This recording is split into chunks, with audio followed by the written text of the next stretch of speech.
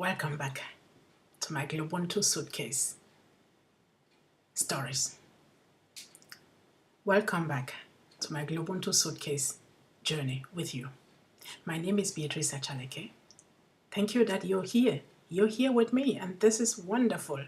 It pays off the time that I'm taking on this sunny Saturday afternoon to sit in front of my computer and put together this information for you. Share my GloBUNTU knowledge and my GloBUNTU vision, my GloBUNTU journey with you, just with you, so I can impact your life and mine because you and I, we are interconnected.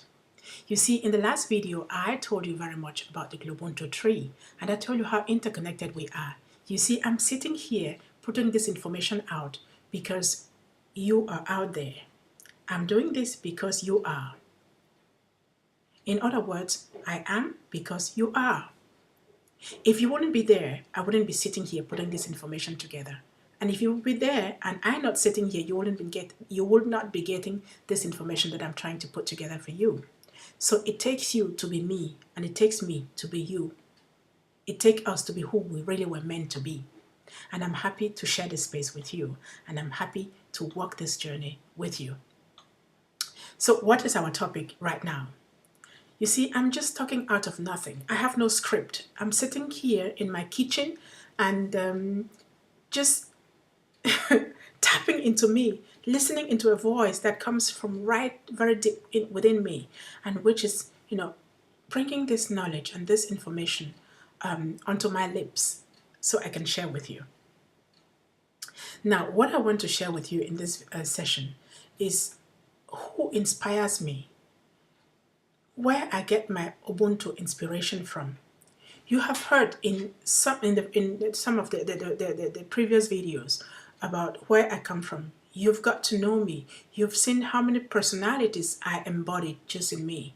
You've seen why my decision or my lifestyle is not either or, it has to be both. And why I think that I'm a global player and that most of us are global players.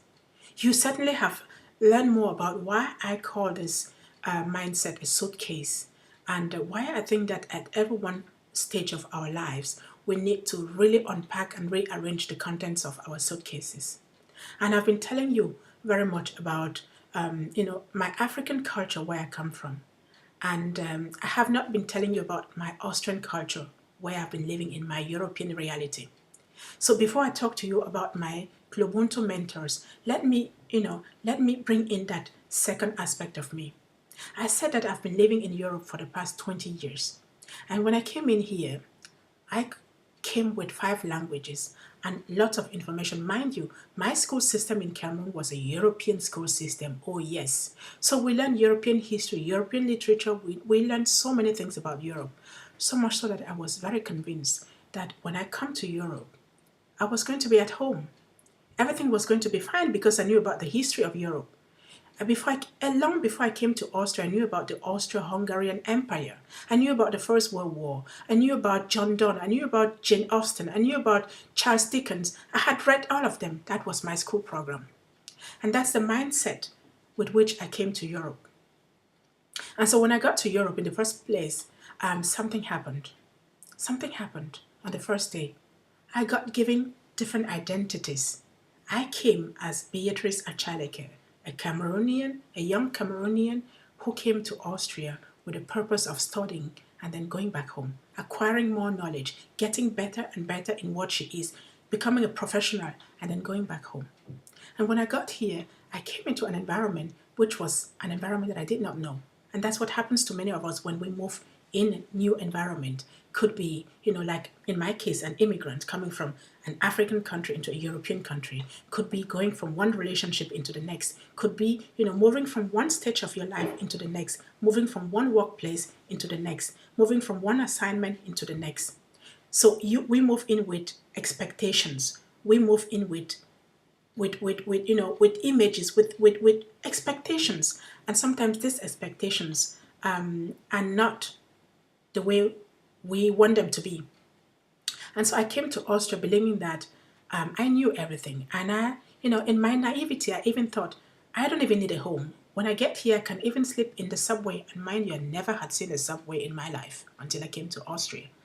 But I just knew you can sleep in the subway and someone will discover you because they know that you speak many languages. They know that you studied in the European system and that and that they need you. So they will give you a good job. You can earn good money and you can send money home. I have a big family and, we immigrants, we need a lot of money. Quite often people think that we don't need money. We get small jobs and people pay us for the things that we do, not the amount, not the price that we deserve because they think immigrants, but we need more money than any other person because we have to cover the cost of the people that are at home. We have to pay telephone bills. We have to pay travelers back home. We have to spend a whole lot of money doing things.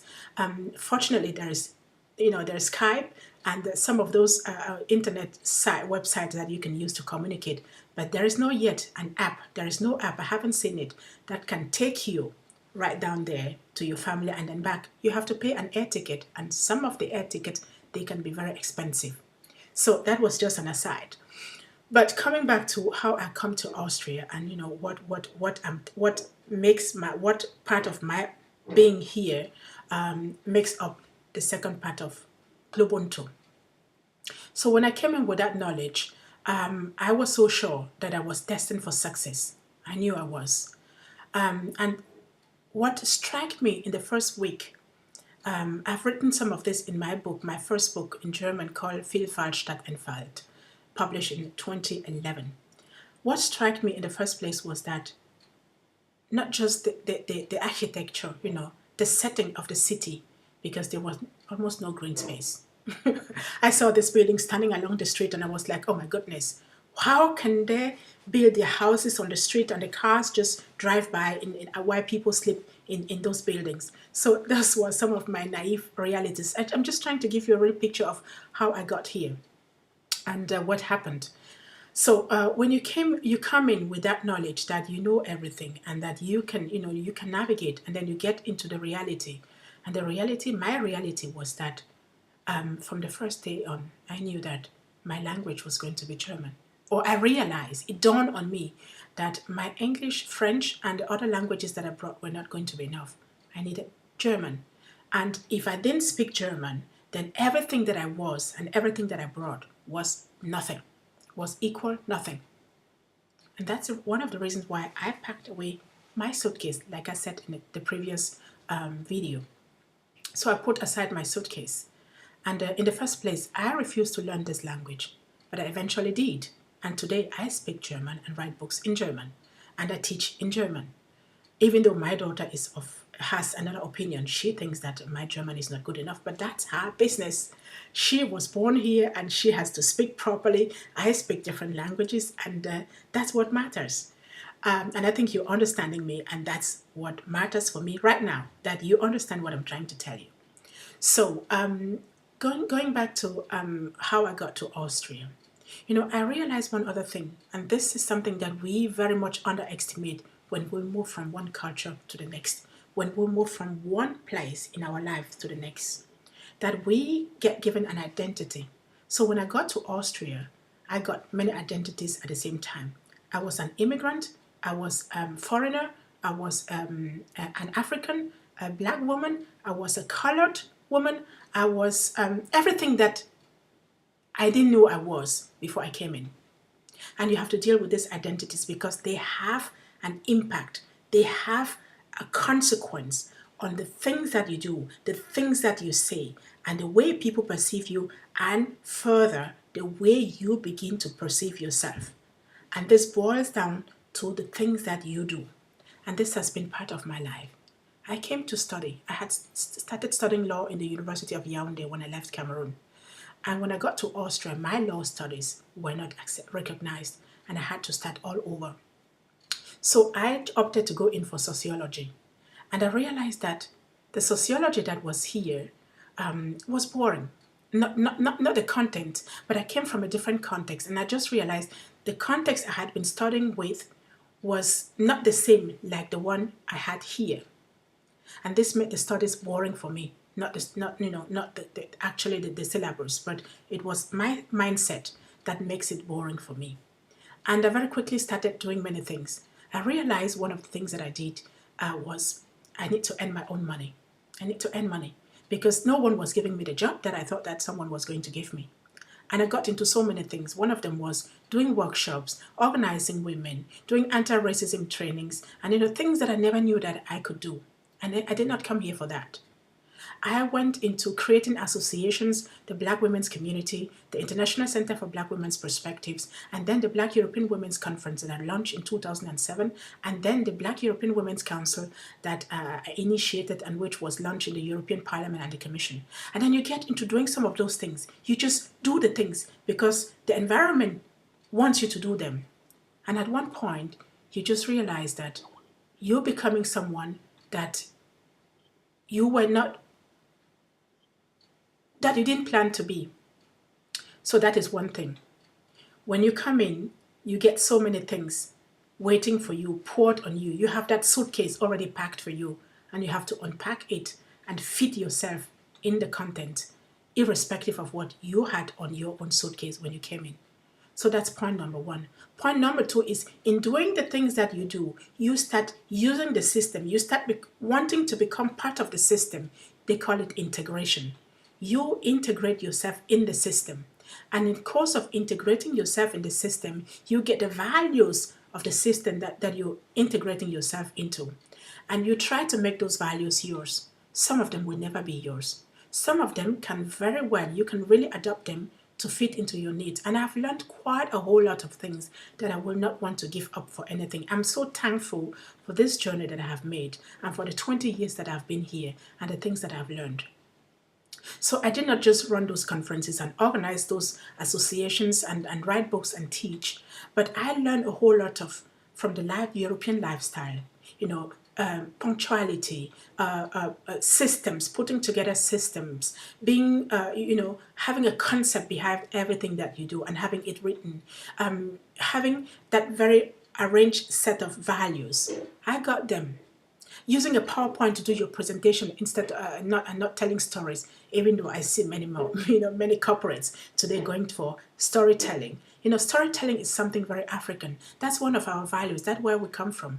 And quite often I hear people say, Ubuntu is not a scientific thing. We can't use it because it never was written. We come from an oral culture, oral culture that transmits values in a different way. And if today corporates are going in for what they now call digital storytelling as a management strategy, then I think it's going back to those values. And that makes my GloBUNTU concept so timely, so timely. So let me keep it there and go back to what I acquired in Austria. So you see, I got into that system 20 years, embracing the system that is in place here and trying to put together what I have learned here and who I was becoming to fit into that system. And at one point, you just realize that you're much more. You're much more, and you have to combine both.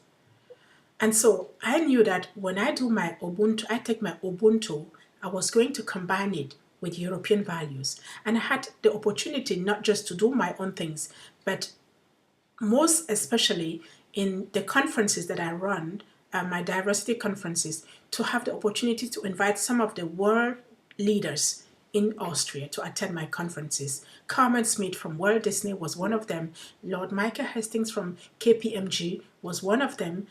Andres Tapia, Douglas Freeman, Sherry Snipes from Washington, D.C., and American Association of Architects, and a host of many others. I had more than 600 people visit me in Austria in the past 4 years attending my conference. And I got to meet people like Yulia Tsanakakis from Ernst & Young. I got to meet people, I can't mention all the big names here, but I got them all.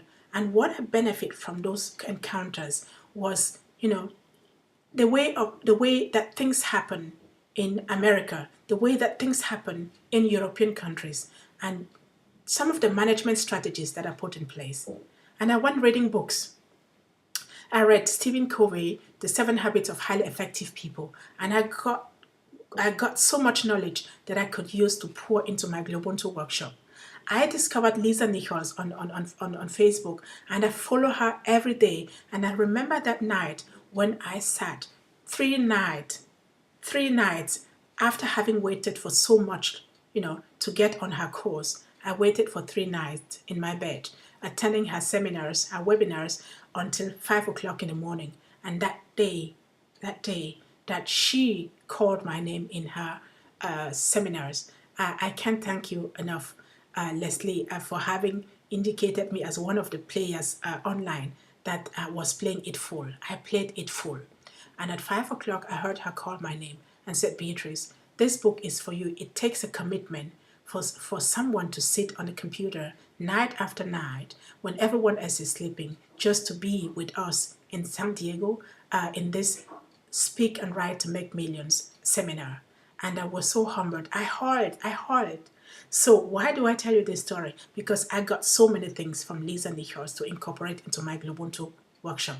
The creative visualization aspect is something that I got from her. The determination is something that I got from her. And the way, that need to give things a name, I got it from her. And I can't thank her enough. I can't thank Lisa Nichols enough for having been one of my inspirations. And then, of course, I read books like from Shakti Gawain, Create Your Life, or Creative Visualization. And I read so many things about, I read books about from Louisa Hay, and I get some of these things and put into my Ubuntu to create GloBUNTU. And then came that powerful moment when I met Niels Jent. Niels Jent is one of the people in the world that I admire most. Niels Jent is that person he's a lecturer at the University of St. Gallen. You have to Google Dr. Niels Jent to know why he's such a special person in my life. Dr. Niels Jent had an accident when he was 18. And to keep his story short, you can find it in Google. To keep it short, when he had that accident, he became completely, he became completely handicapped. You see, I'm getting emotional when I talk about him. He's handicapped. He sits on a wheelchair. He sits on a wheelchair. He has a speaking impediment, and he is blind. So he has it all. And I had the honor to meet Dr. Niels Jent and regular DJ with whom he works in a partnership, something very interesting for diversity professionals and managers. I met them and had the opportunity to invite them to speak at one of my conferences. And I could learn so much from them. I learned so much from them, I can't tell you, when it means to be different. But also the strategy that they put in place to manage diversity, which they call working partnerships. You read much more about that in my book, A Volksfaktor Kulturelle Vielfalt. I think I still have to translate that for my English audience. But some of those things are in there. And I tell you this because that is where I get some of my knowledge, some of the system that I put together to set up the GloBUNTU concept or mindset, as I call it. I still haven't really found a name, but a GloBUNTU suitcase is sometimes a system that you have to put in place. It is sometimes a concept that you used to organize your life. It's sometimes the principles that you put in place to be able to be who you want to be. And so this is what comes together in my two worlds, moving from Ubuntu to GloBUNTU. And this is what makes this concept something that is good for people who are in movement, people who are moving, people who are global players. And you can be a global player in a local context, or you can be a global player in a global context. I see my son coming in and trying to distract me. You see, this is what it takes to work from home.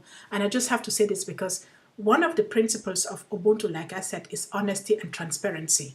And I will be saying things in my videos that you will say, how dare she mention that? But it is fulfilling that commitment and leaving those principles and telling that it is okay when you work from home and you get distracted. You have to acknowledge it, you have to celebrate it, you have to incorporate it into your concept or into whatever you're doing, because it's part of your life and you are interconnected. So that was something that came in and I just had to pick it up. So I'm trying to wrap up this session for you and to say it was all about sharing with you what makes Ubuntu GloBUNTU, what makes it, you know, so special, and what makes it what makes it so much part of me, and what makes me so passionate about this. It is the fact that it is something that comes from my both worlds that I've been living in. And we all live in many worlds. You and I, you will know, we live in a different world. We live in a world as a woman, and when we go to our workplaces, that's the second world. When we get into a relationship, we bring our worlds together. When we have kids, we bring our worlds together. When we meet our customers, when we travel. So this is what I'm trying to say. That's what it is, Ubuntu. It's for people who are in movement, and how I can help you in 3 steps to really make GloBUNTU your mindset, to make it your lifestyle, like I'm doing in my own life, to make it work for you. It is in 3 steps, and this is something that I will be showing you in my next videos. So if you're still with me, and I hope you are, and that you're getting friends to really be part of this journey, if you're getting there, then share this video again. It's always something that I will tell you at the end of each video. Share this video, share this knowledge, and get many more people on board. And let's use our individual knowledge and our individual perceptions to create collective knowledge and collective perceptions that make us grow individually and collectively. You will hear me repeat some of these things constantly. I repeat them because I think they are very important.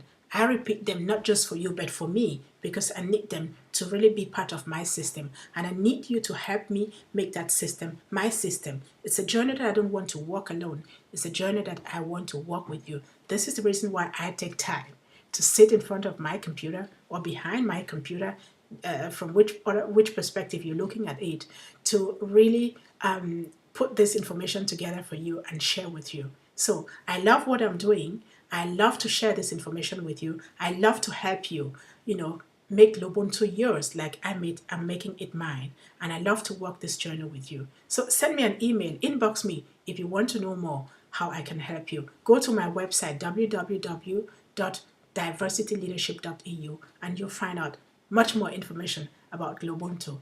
I still got some many more videos for you in my head, in my mind, and I'm going to put them out for you. So stay with me, be a GloBUNTU, be part of my journey, and watch out for the next video.